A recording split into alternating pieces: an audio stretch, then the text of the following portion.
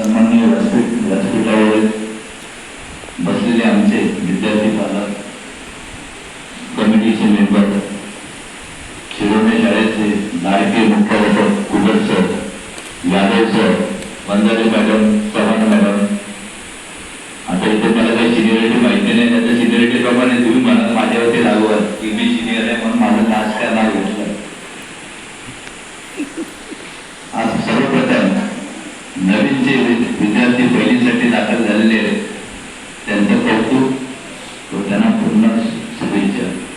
सातवीचे विद्यार्थी आज हे शिरवणे शाळा सोडून जाणार आहेत पुढच्या वर्गामध्ये.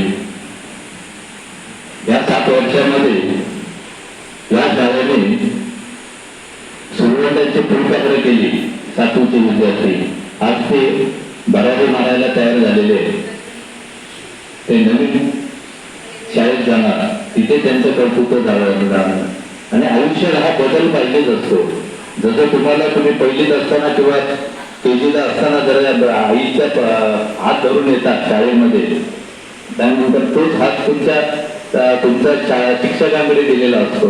शिक्षक तुमचा हात धरून तुम्हाला अभंगड वगैरे शिकवतात, आणखीन काही शिकवतात, परत पुढच्या वर्गात तुम्हाला पाठवतात. हा बदल आयुष्यामध्ये हवा असतो आणि तो आयुष्यात बदल चांगला असतो आणि तुम्ही तुमचा ठसा, कर्तृत्वाचा ठसा हा कायम ठेवायचा आहे. शिक्षण झालं, जसं तुम्ही नोकरीला जाल, कुठलीही नोकरी असू दे, त्या क्षेत्रामध्ये तुम्ही तुमचा ठसा उंचावत असतो. जसं की आता पोलीसमध्ये भरती झालो, पोलीसमध्ये चांगलं काम केलं, माझं त्या कार्याची दखल महासंचालकांनी घेतली, राष्ट्रपतींनी घेतली, मला चांगले पुरस्कार मिळाले.